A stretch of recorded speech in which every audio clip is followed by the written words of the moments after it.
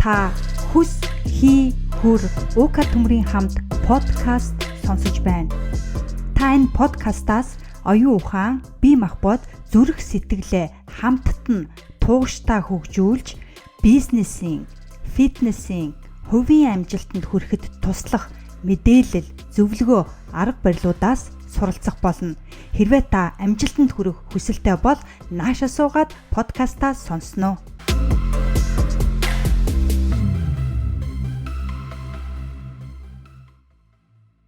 Өнөөдөр би бизнесийн тухай сэдв оруулж байна. Тэгэхээр бизнес эрхлэгчдийг зогсон байдалд оруулдаг зүйлүүдийн нэг бол эргэлзээ байдаг. Хэрвээ та эргэлзэж байвал шийдвэр гаргаж чадахгүй.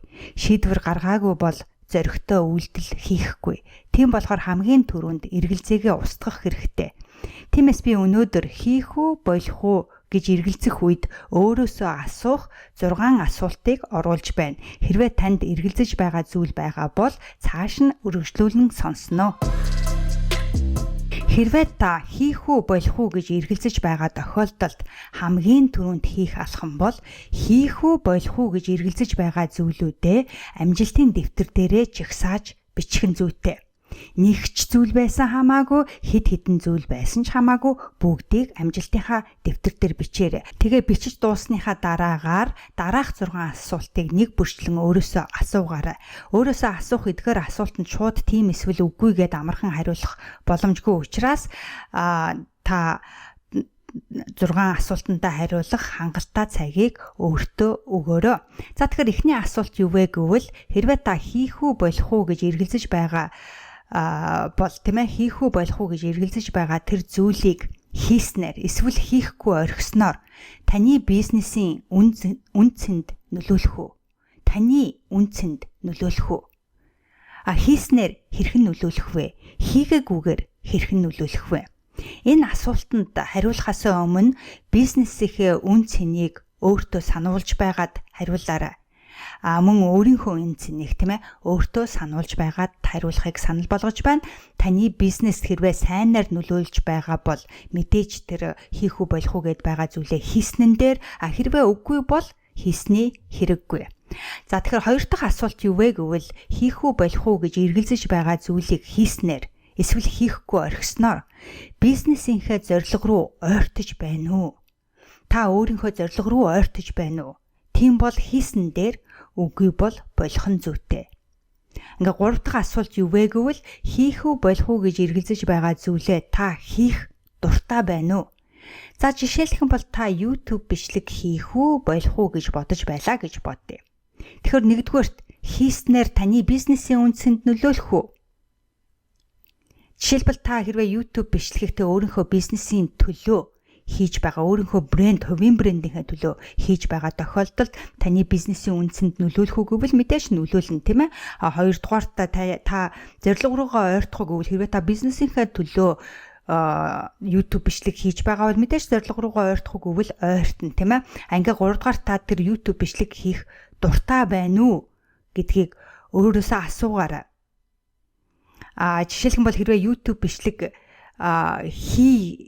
гэж байгаа тохиолдолд мэдээж та YouTube бичлэг хийхийн тулд янз бүрийн контент бүтээх хэрэгтэй болно. Тэгэхээр та контент бүтээх дуртай байна уу? Мэдээж зураг авалт хийн штэ, тийм ээ, өөрийнхөө бичлэгээ хийхэд тулд.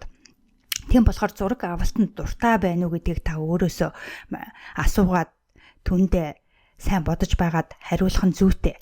Хэрвээ та хийж байгаа юмдаа дургүй бол та амжилт гаргаж чадахгүй. Би дахин хэлье.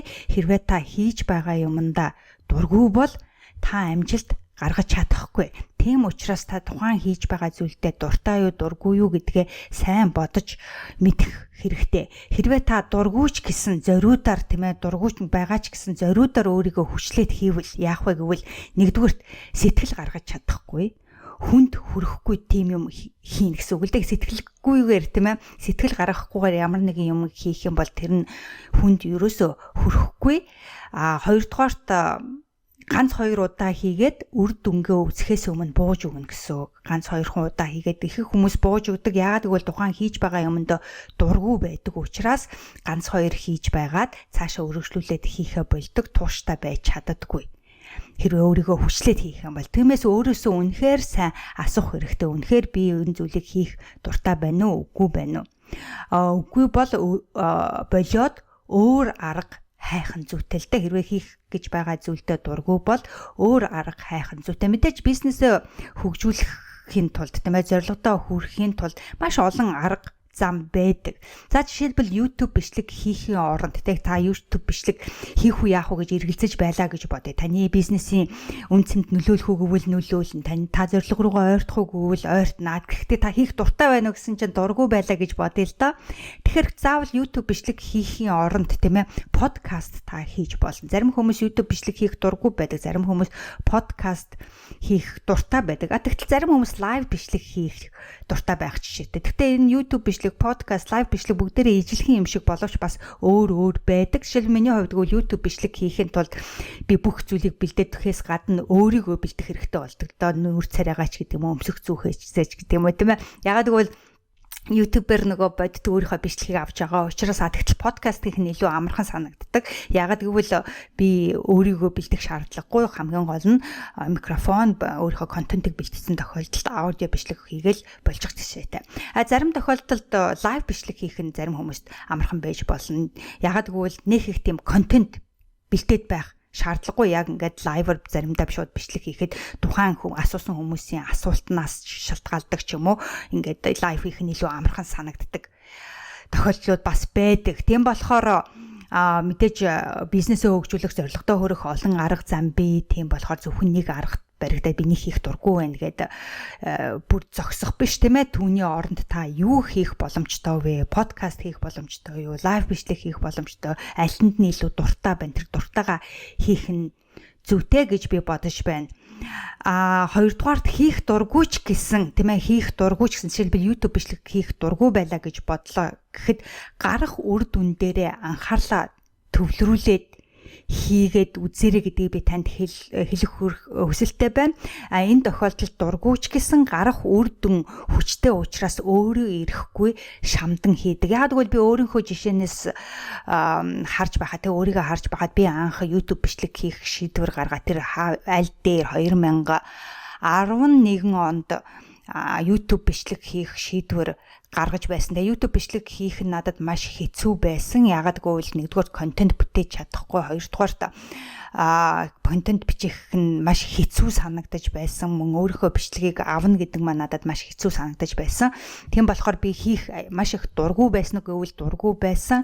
Гэхдээ түүнээс гарах үр дүн яг ямар байх вэ гэдгийг би маш сайн мэдэж байсан учраас өөрийн ирэхгүй хийж байсан. Гарах үр дүн дээр нь анхаарлаа төвлөрүүлээ хийж байсан учраас янда тэр тухайн дургүй юмдаа дуртай болсон гэж болно. Тийм болохоор хичнээн хийх дургүйч гэсэн гарах үр дүн дээр нь анхаарлаа төвлөрснээр явцын дунд тухайн зүйлдээ хийх дуртай болдог гэдгийг бас хэлэх хүсэлтэй байна. Ингээ 3 дугаарт хийх дургууга өөр хүмүүсээр хийлгүүлж болно. Нэгсэндээ хийх дуртай хүмүүсүүдийг нь ажилд аваад тэр хийх дуртай хүмүүсээр хийлгүүлж болно. Ингээ дөрөвдөх нь юу вэ гэвэл танд болон таны бизнест орлого оруулах уу? Тухайн хийх үү болох уу гэж эргэлзэж байгаа тэр зүйлийг хийснээр тийм ээ танд болон таны бизнест орлого оруулах уу? Яагаад энэ чухал бэ гэвэл мэдээж бид тийм ээ бизнес эрхэлж байгаа. Бизнес эрхлэхийн гол зүйл юу вэ гэвэл бид чанартай бараагаа аль болохоор олон хүнд түгээх хүсэлтэй байдаг шүү дээ. Тийм болохоор худалдан авагчид олох хэрэгтэй, трафик татах хэрэгтэй, мөн борлуулалт хийх нь бидний зорилго байдаг шүү дээ, тийм ээ. Тийм болохоор хэрвээ бидний хийх үү болох уу гэж эргэлзэж байгаа зүйл биднэрт орлого авчрахгүй бол бид хий тэмээ цаг алдсан тийм асуудал болно. Тийм болохоор өөрөөсөө сайн асуугаараа таны бизнест орлого оруулах уу? Жишээлбэл та подкаст хийх үү болох уу гэж бодъё гэж бодъё тийм ээ. Тэгэхээр подкаст орлого оруулах уу гэвэл хэрвээ та үнэхээр хүнд хүрсэн хэрэгтэй контент бүтээгээд олон хүнийг татаж чадаа түүнийгээ тууштай хийж чадвал орлого оруулах уу гэвэл оруулна.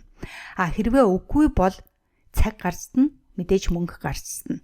Тиймээс өөрөөсөө асуугаараа жишээлбэл подкаст хийхээр бол контент тууштай бүтээж чадах уу? Подкаст хийх үү хийгээл хийждэг. Тэгтэл яг подкаст хийн гэдэг маань маш их асуудал ажил шаарддаг, контент тууштай бүтээн тийм ээ хийх тогтмол цаг гаргаж чадах уу гэх мэтчлэн асуултуудад өөрөө хариулах хэрэгтэй.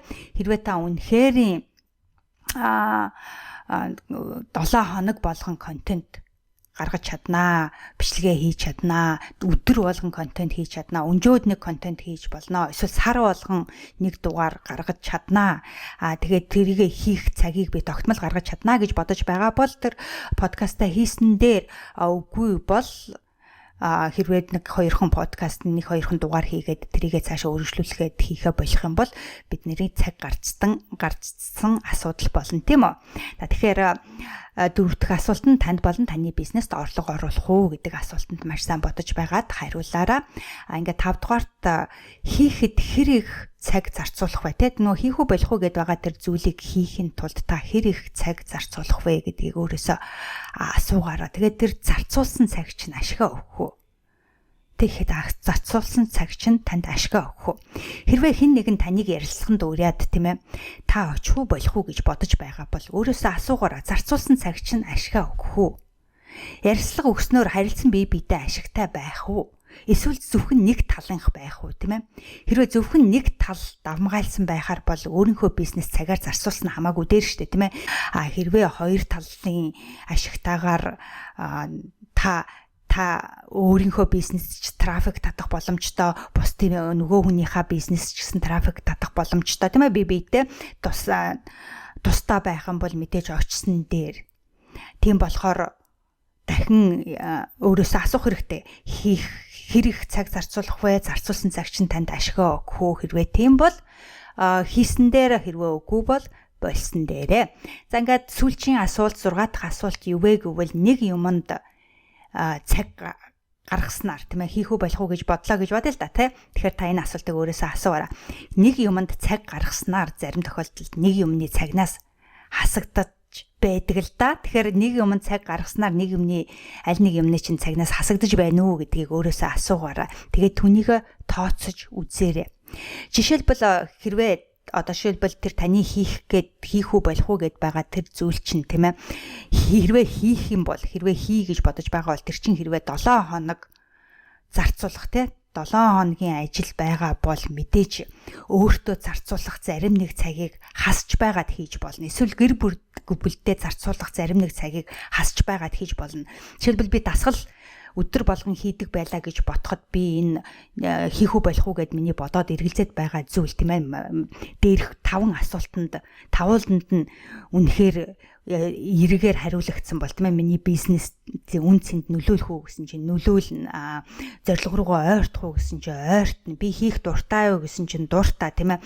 Хийхэд хэр их цаг зарцуулсан цаг маань миний надад ашигаа өгөхөөгүй бол ашигаа өгнө, орлого оруулахгүй за үнэхэрийн хийх хэрэгтэй юм байна гэж бодож үзсний дараагаар тийм ээ би энэ нэг зүйлийг хэр их хугацаа зарцуулах нь 7 хоног байлаа гэж бодох юм бол би өдөр болгон хийх дасгалаа нэг 7 хоногоор хойшлуулж байгаа. За яг хөө 7 хоногийн дасгалыг би хийхгүй амралт авч байгаа харин энэ ажлыг хийгээд дуусгачих болох юм байна гэд үзэх юм бол хийсэн дээр тийм ээ эсвэл нөгөө хүүхдүүдтэй зарцуулах цагнаасаа хасч байгаад 7 хоног яг хичээж агаад хийчи гэж болох юм бол болохгүй л болно. Гэтэл тэр нөгөө хийх гээд байгаа зүйл чинь 1 юм уу 2 жил зарцуулахаар бол дахин сайн бодож үзэх хэрэгтэй.